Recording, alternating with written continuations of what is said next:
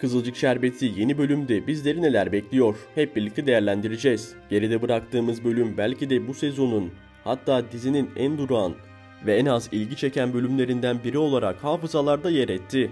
Özellikle Pembe'nin vedasının ardından dizideki dengelerin sarsılacağı tahmin ediliyordu. Ancak bu kadar büyük etki yaratması pek çok izleyici için olumsuz bir sürpriz oldu. Pembe karakterinin eksikliği dizideki birçok ilişkiyi derinden etkilerken bu durum dizinin genel atmosferine de yansımış gibi görünüyor. Abdullah'ın hızlı bir şekilde evlenmesi, Nursema'nın bambaşka birine dönüşmesi, Fatih'in yeniden sadakat sınavına girmesi, Nilay'ın bazı bölümlerde başrollerden bile daha fazla öne çıkması izleyicinin kafasını karıştırmış durumda. Işıl ve Beril gibi iki karmaşık karakterin sürekli ekranlarda yer alması dizinin seyir zevkini bozan başka bir unsur olarak dikkat çekiyor. Sosyal medya ve yorumlara baktığımızda birçok izleyici artık Kızılcık Şerbeti'nin farklı bir yöne savrulduğunu ve bu yönde bir değişimin pek de hoşlarına gitmediğini dile getiriyor. Videomuza geçmeden önce Mustafa yerine Abdullah akıl sağlığını kaybetseydi de bugünleri görmeseydik diyorsanız videomuzu beğenmeyi unutmayın. Bu videoda sizlere sadece yeni bölümle ilgili beklentilerimi değil, aynı zamanda sezonun kalan 4 bölümünde neler yaşanabileceğine dair fikirlerimi de paylaşacağım. Her zaman olduğu gibi tekrar hatırlatmak istiyorum. Bu video bir analiz ve yorum içeriğidir. Gördüklerimizi ve düşündüklerimizi birlikte değerlendiriyoruz. Eğer benimle aynı fikirdeyseniz ya da farklı düşünüyorsanız yorumlarda fikirlerinizi paylaşmayı unutmayın. Hazırsanız fazla vakit kaybetmeden Kızılcık Şerbeti'nin 99. bölümünde bizleri neler bekliyor? Hep birlikte konuşmaya başlayalım. Bir bölümü daha geride bıraktık ve yayınlanan yeni fragmanla birlikte yine sinir uçlarımıza dokunacak, izlerken gerileceğimiz sahnelerle dolu bir bölüm bizleri bekliyor. Özellikle Işıl'ın Ünal ailesinin evine yerleşmesi ve Abdullah'ın bu kararı alırken çocuklarını tamamen göz ardı etmesi izleyicilerde büyük tepki uyandırdı. Bu noktada ilk konuşmamız gereken konu kesinlikle Abdullah'ın tavırları ve verdiği kararlar olacak. Çünkü bu yalnızca bir evlilik değil, aynı zamanda aile bağlarının tamamen kopmasına neden olacak bir kırılma noktası. Abdullah'ın çocuklarına karşı olan ilgisizliği ve sevgisizliği aslında uzun süredir gözlerimizin önündeydi. Nursema'yı kendi isteği dışında evlendirmek istemesi, bu kararına karşı çıktığı için kızını evden kovması, Fatih ben doğayı seviyorum dediği için onu şirketten uzaklaştırması ve Mustafa ile yaşadığı sert tartışmalar, Abdullah'ın aile içindeki baskıcı ve mesafeli tavırlarının açık örnekleriydi. Ancak bu defa işler tamamen başka bir boyuta taşındı. Karşısında bir tarafta çocukları, diğer tarafta Işıl varken tereddüt bile etmeden Işıl'ı tercih etmesi artık Abdullah'ın çocuklarıyla olan bağlarının tamamen kopmasını sağlayacak. Gelelim Işıl'a. Açıkçası Işıl'ın yüzsüzlüğü sınır tanımıyor. Evlenmiş olmanız bir şey ifade etmiyor. Kalkıp Pembe'nin yıllarca yaşadığı, anılarının hala taze olduğu Ünal evine gelip o geçmişi silmeye kalkışmak kimsenin haddine değil. Özellikle Pembe gibi bir karakterin ardından onun yerine geçmeye çalışmak izleyici açısından kabul edilmez bir durum. Fatih ve Nursema ellerinden gelen tepkiyi gösterseler de Abdullah bu konuda geri adım atmayacak gibi görünüyor. Nursema'nın inatçı tavrı da burada devreye giriyor.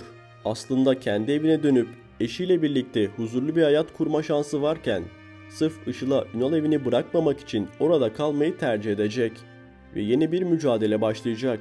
Bu süreçte Ünal ailesinin ve yakın çevrenin Işıl'a karşı bir tavır alması izleyici olarak içimizi bir nebze de olsa rahatlatıyor. Ancak Işıl'ın kısa sürede kazandığı bu güç onun gerçek yüzünün ortaya çıkmasını sağlayacak. Ve inanın bu güç onu zirveye değil, hızla dibe çekecek. Merak etmeyin, bu geçici bir dönem. Işıl'ın Ünal evinden sonraki durağının neresi olduğunu şimdiden söyleyelim. Cezaevi. Pembe'nin hayatını kaybetmesinde Işıl'ın parmağının olduğu bu sezonun kalan bölümlerinde ortaya çıkmasını bekliyorum. Sezonun kalan bölümlerinde bu olayın detaylarının bir ortaya çıkması ve Işıl'ın maskesinin tamamen düşmesini bekliyoruz. Hırsları uğruna bir aileyi dağıtan ve Pembe'nin hayatını elinden alan Işıl, bakalım gerçekler ortaya çıktığında ne yapacak? Yüz ifadesi ne olacak? İşte biz asıl o sahneleri iple çekiyoruz. Dizide konular yine birikmeye başladı. Ve bu da izleyicilerde hem merak hem de biraz endişe yaratıyor. Bana göre şu anda en önemli konulardan biri de Fatih'in Defne ile olan samimiyetini ilerletip ilerletmeyeceği meselesi. Defne karakteri diziye ilk geldiğinde önce Firaz'a yakınlaştı. Ardından Metehan'la arasındaki samimiyeti arttırdı. Şimdi ise adeta koşar adım Fatih'e doğru ilerliyor. Özellikle son bölümde Defne'nin Fatih'in etrafında daha fazla dolaşmaya başlaması dikkatlerden kaçmadı. Fatih her ne kadar şu anda bu yakınlaşmayı romantik bir çerçevede görmüyor gibi görünse de beklediğimiz sert tavrı da sergilemekten oldukça uzak bir duruş sergiliyor. Tam aksine Fatih'in bazı davranışları sanki Defne'nin yakınlaşmasını kolaylaştırıyormuş gibi bir izlenim yaratıyor. Oysa izleyici Fatih'ten çok daha net, çok daha kararlı bir duruş bekliyor. Açıkçası Fatih'in Doğa'yı bir kez daha aldatmasını izleyici kaldıramaz. Eğer senaryo bu yöne kayarsa Fatih karakterinin izleyici gözünde en ufak bir değerinin kalmayacağını rahatlıkla söyleyebiliriz. Bu yüzden umuyorum ki Fatih Defne'nin bu yakınlaşma çabalarına bir son verecek ve onu açık bir dille uyaracak. Aksi bir senaryo hem Fatih karakterinin hem de genel anlamda inandırıcılığın kaybolmasına yol açar. Doğanın eski gücüne dönmesini ve artık mutsuzluk yaşamamasını isteyen koca bir izleyici kitlesi var. Bu nedenle senaristlerin bu hassas dengeleri göz önünde bulundurarak ilerlemesi, seyirci beklentilerine kulak vermesi çok önemli. Bizler Doğan'ın yeniden ayağa kalkmasını, üzülmeden kendine yakışır bir hayat sürdürmesini görmek istiyoruz. Umarız ki bu sefer dizinin ilerleyişini izleyicinin gönlünden geçtiği gibi şekillendirirler ve Fatih daha fazla hata yapmadan doğru yolu seçer. Beril konusunu daha detaylı bir şekilde pazar günü yayınlayacağım videoda değerlendirmeye çalışacağım. Şu an için kısa bir bilgi vermek gerekirse, Beril meselesi dizide uzun zamandır arka planda kalmış gibi olsa da birkaç bölüm sonra dizinin tam merkezine yerleşecek gibi görünüyor. Bu yüzden Beril ile ilgili yaşanacak gelişmeleri daha geniş bir çerçevede izlemek için pazar gününü beklemenizi tavsiye ederim.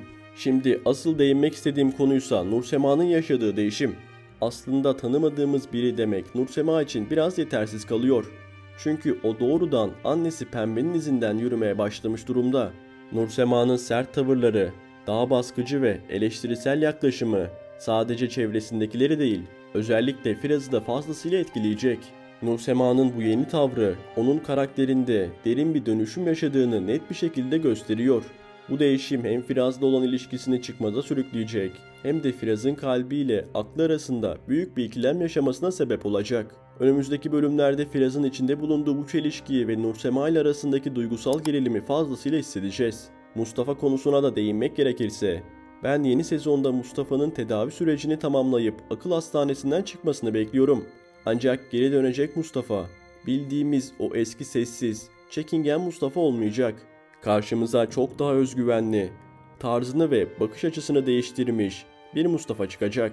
Sadece dış görünüşünde değil, hayata bakışında da köklü değişimler olacak. Bu yeni Mustafa aile içinde ve çevresinde birçok yeni olayın fitilini ateşleyebilir. Eski alışkanlıklarını geride bırakıp kendi kararlarını almaya çalışan Mustafa, Ünal ailesinde dengeleri ciddi şekilde değiştirebilir.